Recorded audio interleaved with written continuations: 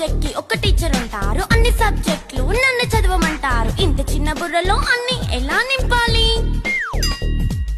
Class work, home work, fair notes అంటారు. Subject కి 3 books పెట్టి బ్యాగ్ నింపుతారు. ఇన్ఫాక్ట్ నా బరువు కన్నా నా బ్యాగ్ బరువే ఎక్కువ.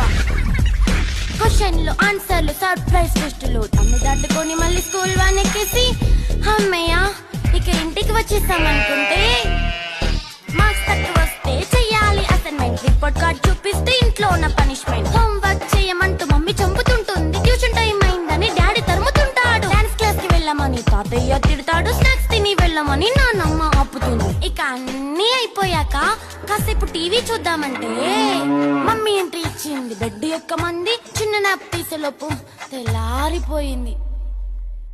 అయ్యో మళ్ళీ మొదలు ఈ స్కూల్ కష్టం.